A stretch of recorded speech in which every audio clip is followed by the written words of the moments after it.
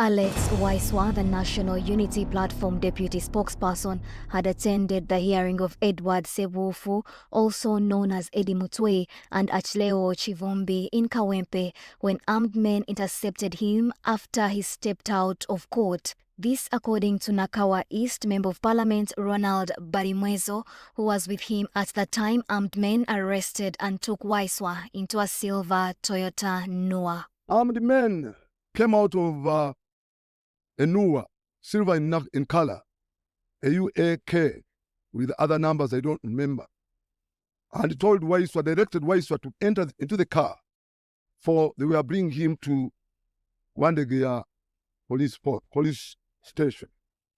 Waiswa did not resist. He entered the car. They drove up to here.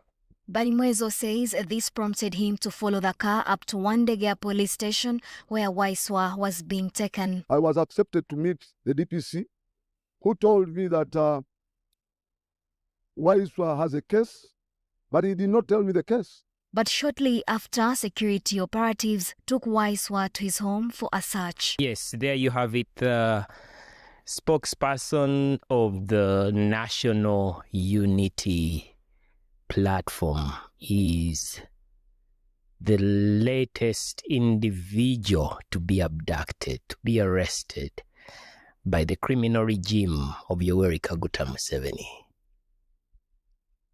What does that tell you? It is simply signifying that we are moving closer to the 2026 elections.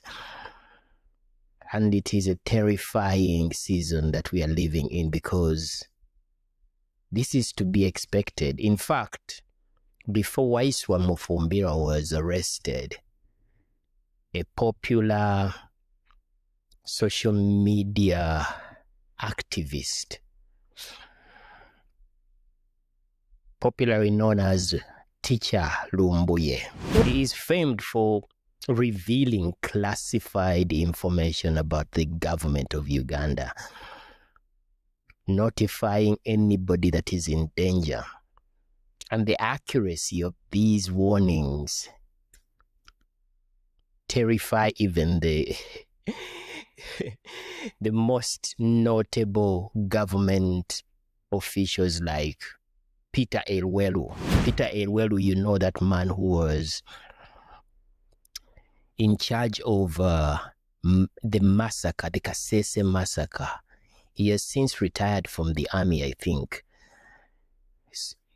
Just before Waiswa was arrested or, detained, abducted by these criminals, Lumbuye had warned Erelu that his life is in danger, and Erelu was so shocked. That is how much of Lumbuye's information cannot be undermined.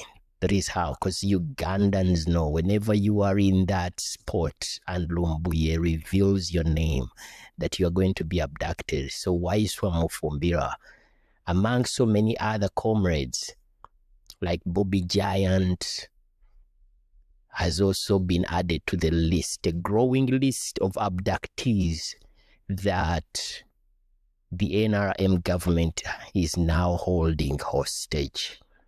Reason being that they conducted a parade, yes, a military parade.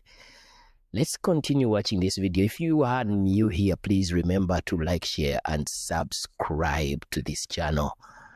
I am not feeling my best, but I had to drag myself out of bed. I have a cold. I have to drag myself out of bed to make this video. So, yeah. Kindly subscribe and turn on your notifications. It will notify you when I have released another video. They searched every corner of the house, including all bags that were in the house, but nothing was found. And I believe that should be the report. Other than that, we shall never agree. So I heard this on social media. I picked to know that he has been arrested. So later to realize that is, they are searching his home. To realize he has been removed from his home. So that's why I came here to see what's the offense is being charged of. So if they want bond, if they want to take to court, then we follow that in the right channels of the law, rather than grabbing people anyhow. NUP says after the search, they got information that Waiswa was being returned to Wandegea police station. However, when the leader of opposition in parliament, Joel Senyonyi, alongside other NUP leaders and relatives, rushed there, they did not find him. We then learned they have taken him to Old Kira Road police station, but the information we have, we send people there, he's not there either. So it's possible they want to keep diverting us, taking us in circles and so on.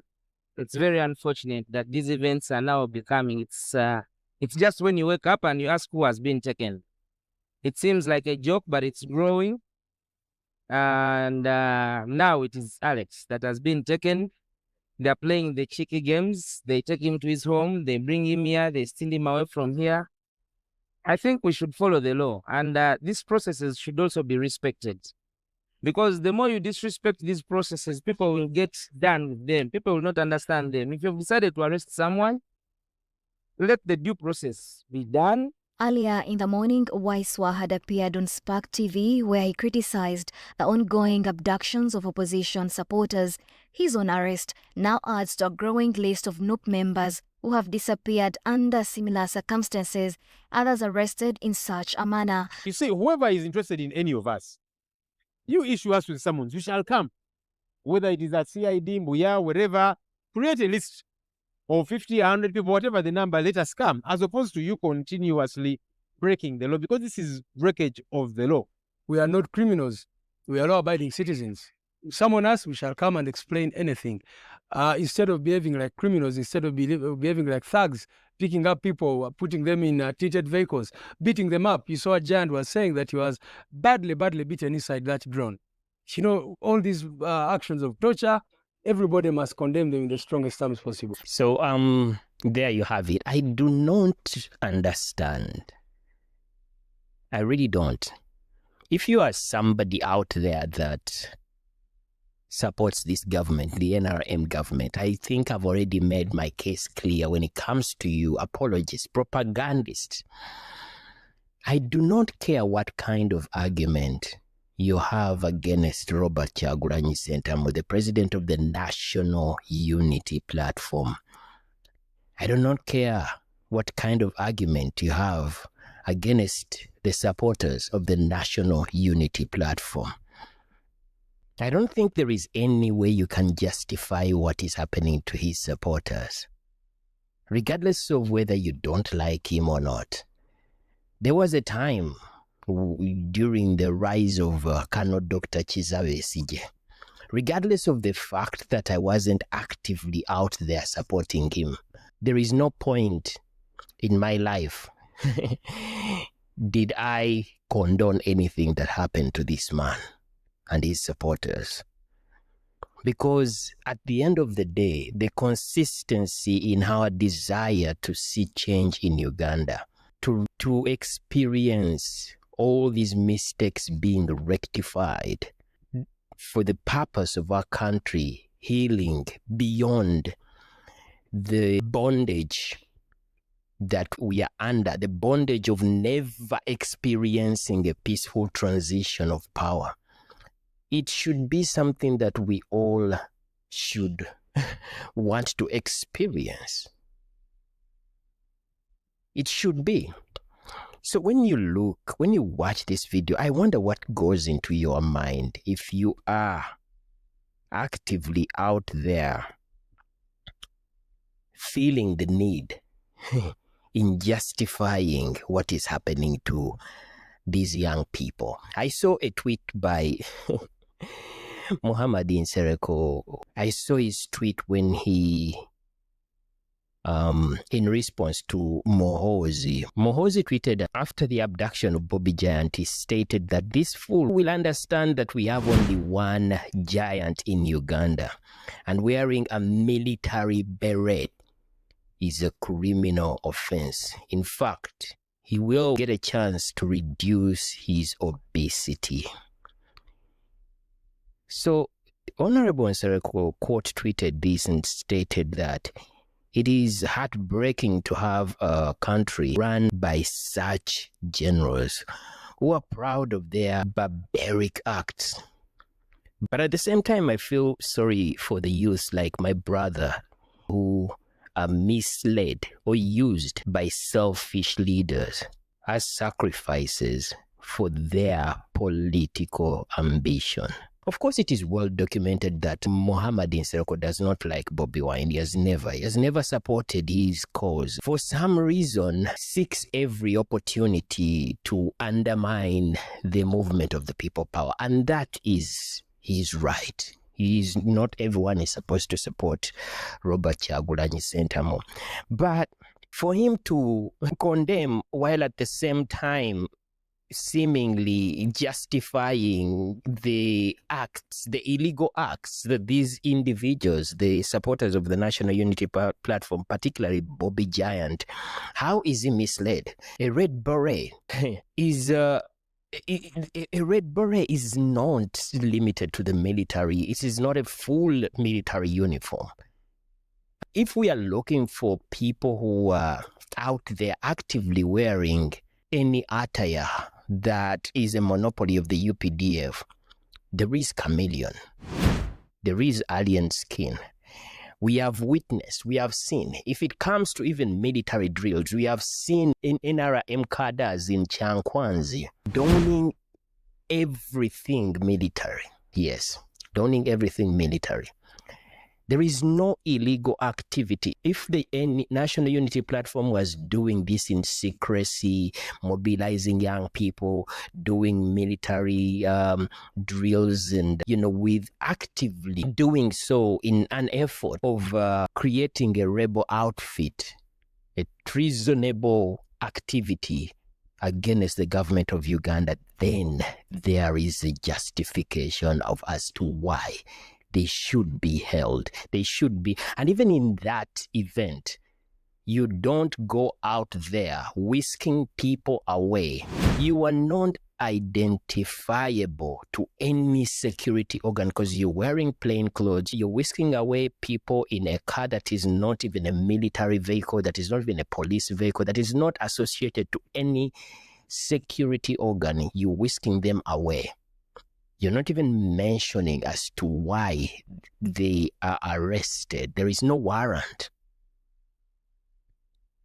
People are supposed now to speculate, like the brother of Mufumbira stated in that video. People now are supposed to speculate why they are being arrested.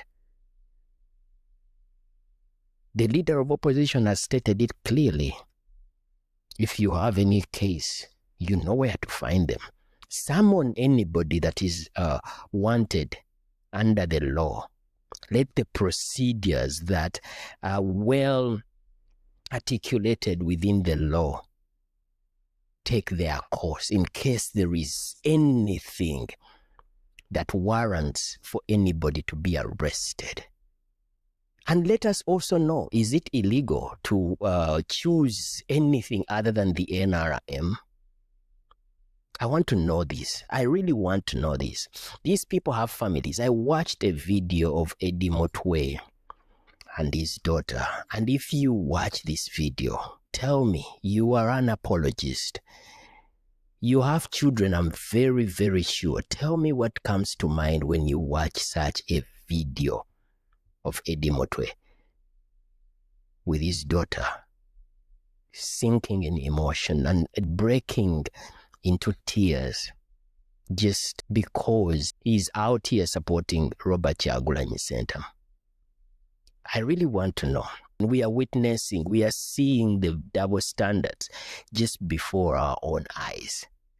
And it is very, very clear. We cannot hide anywhere. But you're still out there actively condoning such acts. The reality is, Museveni's end is actually closer than we have ever imagined it to be. Regardless of whether he rigs again these elections and he bullies himself into power again, regardless of whether he does that, yeah,